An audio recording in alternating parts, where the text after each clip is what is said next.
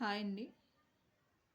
ఈ వీడియో వచ్చేసేసి మనకి గణిత పాశ్చాత్య శాస్త్రవేత్తల్లో రెనే డెకార్డే గారు మూడో శాస్త్రజ్ఞుడిగా మనకి అకాడమీ బుక్లో ఇచ్చారండి. బిఎడ్ అకాడమీ బుక్లో రెనే డెకార్డే గారి గురించి అనమాట. ఈయన గురించి మెయిన్ ఏంటి అంటే, ఈయన రెనే డెకార్డే గారి పూర్తి పేరు రెనే ఫెరన్ డెకార్డ్. ఇతను ఎక్కడ జన్మించారంటే ఫ్రాన్స్ దేశంలోని లాహే నగరంలో జన్మించారు. అనారోగ్య కారణాల వల్ల ప్రాథమిక విద్య సరిగ్గా జరగలేదు. ఇతను చదివింది ఏంటి అంటే 1617లో ఫైంటియర్స్ విశ్వవిద్యాలయం నుండి న్యాయశాస్త్రంలో పట్టుభద్రత తీసుకున్నాడు. బాధ్యతలు వద్దు అనుకొని వివాహం చేసుకోలేదన్నమాట. ఇతను సైన్యంలో చేరి యుద్ధాల్లో కూడా పాల్గొన్నాడు. ఇతను ఏం చేశారంటే బీజగణితము రేఖాగణితాన్ని కలిపి వైశ్లేషిక జ్యామితి అనే ఒక నూతన శాఖను ఏర్పరిచారనమాట. రేఖాగణితాలను ఉపయోగించడం ద్వారా బీజగణితాన్ని అర్థమయ్యేటట్లు చేశాడు. ఇతడు ఒక సరళ రేఖపై ఏ బిందు స్థానాన్ని నిర్ణయించడానికి వాస్తవ సంఖ్యలను ఉపయోగించడం జరిగింది. ఈ విధంగా ఉపయోగించిన సంఖ్యలను నిరూపక పద్ధతిని మౌఖికంగా వాడటం వల్ల ఈ నూతన గణిత శాఖ కార్టీజియన్ జ్యామితి అని పేరు పెట్టడం జరిగిందనమాట. మనకి రెనే డెకార్డే గారు మొట్టమొదటిసారిగా వర్గమూలాలకు రూట్ అనే గుర్తును ఉపయోగించారు. వర్గమూలాలకు మొట్టమొదటిసారిగా రూట్ అనే గుర్తును ఉపయోగించిన వారు ఎవరంటే రెనే డెకార్డే గారు.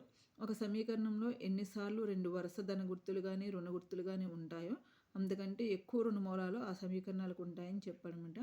ఒక సమీకరణంలో ఎన్నిసార్లు రెండు వరుస ధన గుర్తులు కానీ రుణ గుర్తులు కానీ ఉంటాయో అంతకంటే ఎక్కువ రుణమూలాలు ఆ సమీకరణానికి ఉంటాయని చెప్పాడనమాట.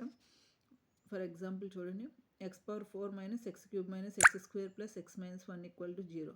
దీనిలో గుణకార గుర్తులో 3 మార్పులు ఉన్నాయి కనుక, అంటే minus minus minus plus plus minus అలా 3 మార్పులు ఉన్నాయి కనుక దీనికి 3 కంటే ఎక్కువ ధనమూలాలు ఉండవు. దీనిలో రెండు గుర్తులు వరుసగా ఒకేసారి ఉన్నాయి కాబట్టి దీనికి 1 కంటే ఎక్కువ రుణమూలం కూడా ఉండదు అని చెప్పాడనమాట.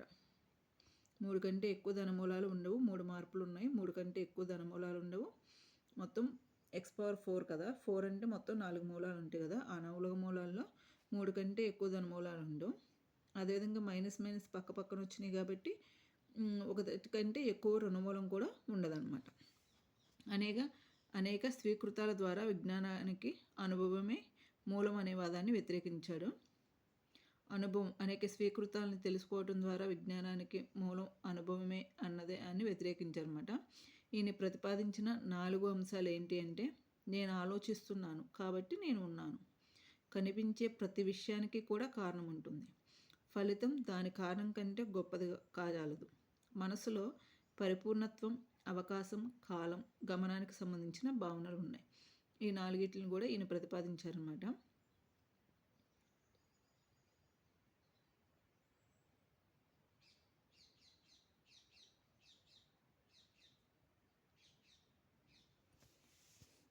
నెక్స్ట్ వచ్చేసేసి రెనే డెకార్డే గారు గణితానికి చేసిన సేవలండి. రేఖాగణిత, బీజగణిత గణితాలను రెండింటినీ ఏకం చేసి వైశ్లేషిక జ్యామితిగా రూపకల్పన చేశారు. తన కాలపు వైజ్ఞానిక సమస్యలైన సముద్రంలో ఓడల మార్గాలు, గ్రహగతులు, కాంతిగతి, పైకి విసిరితే వస్తు మార్గాలు వక్రతల రేఖలకు చెందినవి కావటం వల్ల వాటిని రుజువు చేయడానికి కావలసిన పద్ధతులను కనుగొన్నాడు. నెక్స్ట్ ఒక దత్త బిందువు నుండి మరి ఒక దత్త బిందువు గల దూరాన్ని, లంబ దూరాన్ని కనుక్కున్నాడు.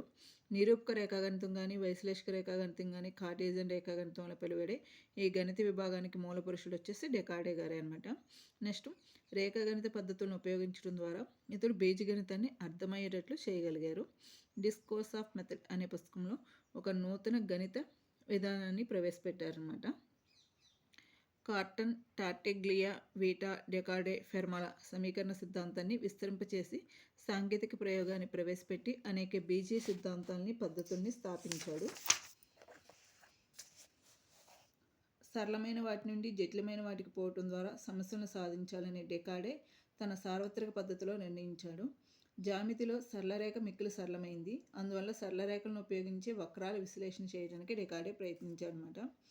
జ్యామితి మీద డెకార్డే చేసిన కృషికి హాలండ్ రాజు ఆస్థానానికి డెకార్డేని ఆహ్వానించి యువరాణి క్రిస్టీనాకు బోధకునిగా నియమించాడు. ఆమె దినచర్య కారణంగా ఉదయం 5 గంటలకే చలిలో డెకార్డే రాజప్రసాదానికి వెళ్ళవలసి వచ్చేది. ఆ వాతావరణం పడక న్యూమోనియా వ్యాధికి గురై 54 వయసులోనే డెకార్డే 11/2/1650 మరణించారనమాట. ఇది వచ్చేసి మనకి టోటల్గా రెనే డెకార్డేకి సంబంధించిందండి. ఇందులో మెయిన్ ఏంటి అంటే మనకి వర్గమూలాలకి రూట్ని కనుక్కున్నారు. అదేవిధంగా డిస్కోర్స్ ఆఫ్ మెథడ్ అనే గణిత దాన్ని కనుక్కున్నారు. నెక్స్ట్ సరళ రేఖను ఉపయోగించి వక్రాలను కనుక్కున్నారు అనమాట. ఓకే, ఇది వచ్చేసి మనకి రెనే డెకార్డే గురించి అండి. ఈయన ఎక్కువ వైశ్లేషిక రేఖ గణితాన్ని ఎక్కువ రూపకల్పన చేశారు.